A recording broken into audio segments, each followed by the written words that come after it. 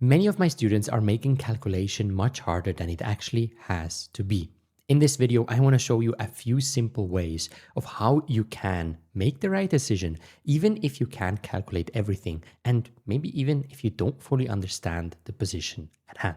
To illustrate my point, I have prepared 4 positions for you. If you want to get the most out of this video, just stop the video right here, take 5 minutes per position, write down your solution, and then let's talk about it. So position number 1, it's black to move, and the question is, can you play knight f6?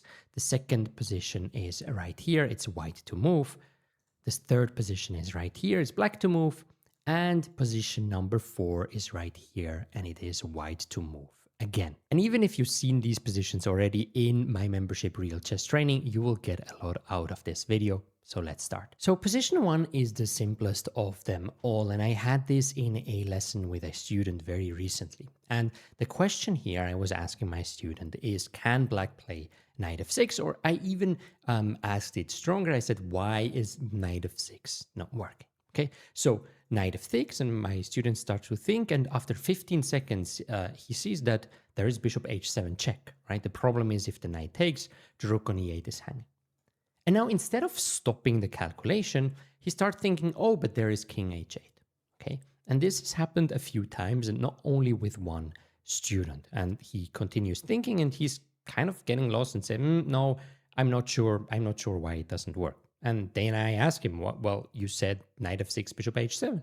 And then he said, yeah, but I saw king h8. I wasn't sure how white wins immediately. And that is a problem that I see often for amateur players, is that you're trying to see too much in a position, right? When we see knight f6, bishop takes h7 check is winning a pawn, you can just stop the calculation right here, right? That's everything you have to see, because king h8, I mean, there's so many moves, right? We can just move back, we can take on e8, whatever it is. So sometimes you might have kind of this pressure on yourself to having to see everything, but it's super important to understand, okay, how much do I need to see in order to exclude a move, right? So here from the black side, if we see that knight f6 just loses a full pawn, right, we can discard that move and think about another. And because bishop h7 is such a big threat, just for completion's sake, g6 is basically the only move that doesn't move material. There is no check on g6, and we have this in between rook e1 check. And so we keep our material and we can fight. So that was an easy one. Let's go on to this one, to a pawn endgame. And pawn endgames are very common for long calculations, right? So it's easy to look at this position. You might realize, oh, there is kind of an opposite side Zugzwang, right? If white moves the king, black takes on d4. If black moves the king, white takes on c4, right? So you can start calculating, for example, f4, king e4, king c4, king f3, king c5, king g3, and you kind of just calculate and start losing yourself. Then you go into g4, you might see, oh, black has e5, okay, takes, king f4, okay, whatever, right? And then you do the same with a4 and a5, and you're like, is this even achieving anything, okay? There's a very simple way of just understanding quite quickly in this position what is the right first move, right? The second move from white will be more difficult, but the first move you can get right basically 100% of the time very, very quickly. And it's just realizing that no matter if you're going to play f4 or g4, okay, black is going to take the pawns on the king side. White is going to try to take this pawn and then the pawn on the queen side, okay? In any variation without calculation, okay, you can think, is it better to have my pawn closer to promotion and black's pawn closer to my king? Okay, obviously it is, right? So a4 is a no-brainer. A4 is really a no-brainer in this position. And if you didn't write down a4, you didn't have the right process, right? Because a4, there is no other move. Black can't go back, right? Black, well, can play e5, but now we just won a full pawn, okay? Black can't play g5. So there's really nothing else to play than a5. So now we have the exact same position, okay? But we got our pawn closer, and this pawn will always be closer to our king when we take it. And now we can start thinking about f4 or g4, okay? And turns out that f4 is the right move. This is now quite complex. There is a a lot to see right here, but we can see how it helps having those pawns on a3 and a4 and a5 instead of a3 and a6, because when we go into this line, now we capture the pawn, right? King f4, king is moving away. And now we are going, g5 is forced, right? But the other moves would be, let's say if king here, right? Then obviously we are more than fast enough to make that queen. Okay, so this is super, super important. So in any case, that is a better version. Black is playing g5, is playing h4. Now we're not fast enough here. And this is, right, this is difficult. So this is a lot of calculation, so you can use yourself. But in this position, I basically want that all of my students are realizing, okay, I can play a4. My opponent just play a5. And then I can choose between f4 and g4. Okay, so position number 3, and I also had this in real chess training, and it was very interesting because this was from me when I was 1700 rated, probably 12 years old, and I remember I played the wrong move here, or well, I saw it in the annotations, and many people fell for it, the exact same problem. So kind of there are two main candidate moves. I would argue, well, three, right? Well, you could play b4, you could play ba4, and you could play rook b8, okay? And we mainly gonna focus on ba4 or rook b8, okay? What some people did in real chess training is write down rook b8 as a solution, right?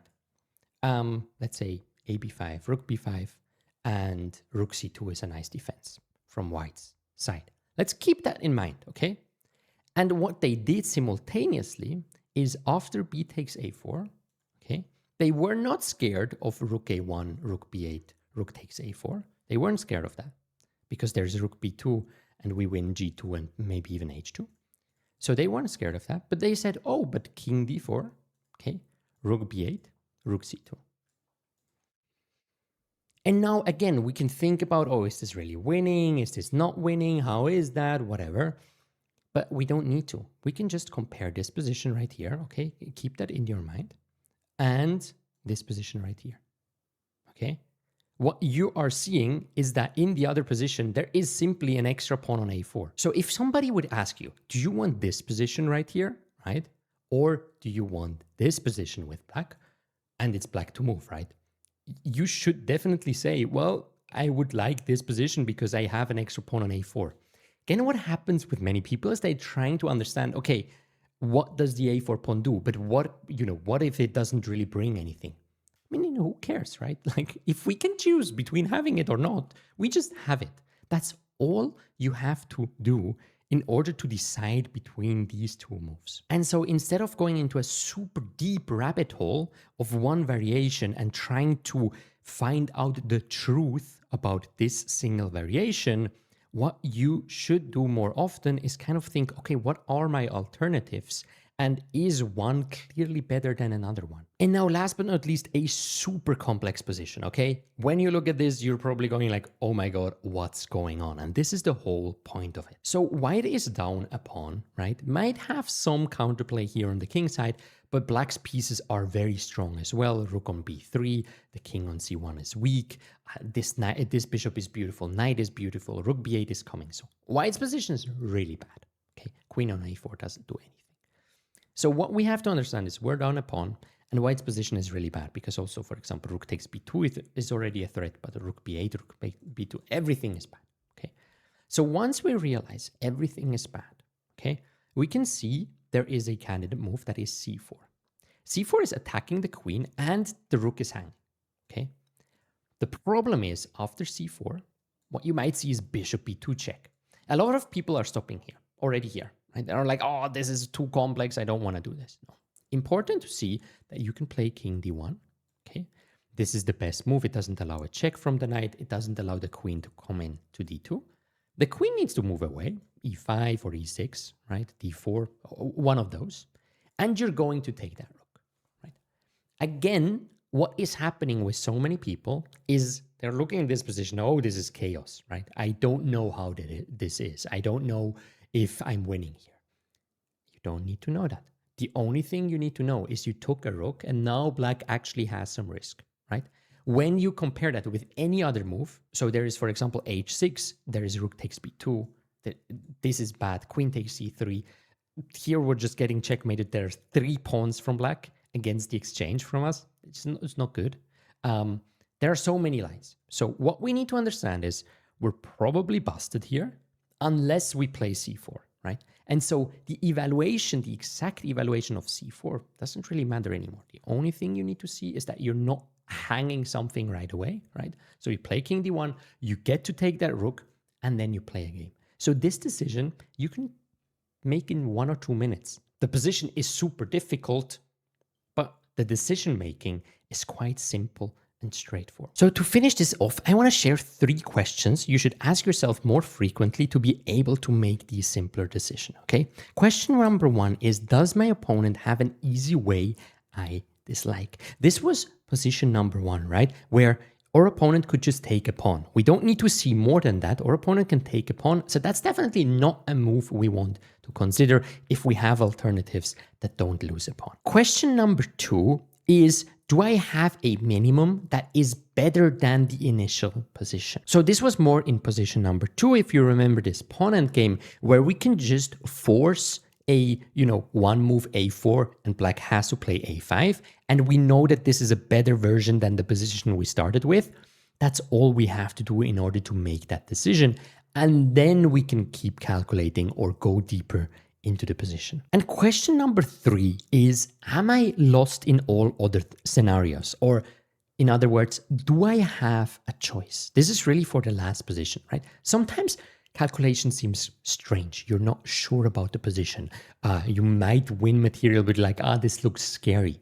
What does scary mean, right? If, on the other hand, either you're completely lost or you go into a position that is scary, go for the scary one, right? So we always have to do that comparison between what is the initial position, what are our alternatives, and what is this line, and not just try to find the truth about chess, because reality is, even as a grandmaster, if I look at complex positions, I can't tell you with certainty how certain moves should be evaluated, but I can very often tell you what's going to be the best choice, and that's really all you need to play chess. Chess is a sport, and it's not a science. I hope this helped. As always, if you want to work on your calculation, decision making, and so much more, make sure to check out the pinned comment below the video.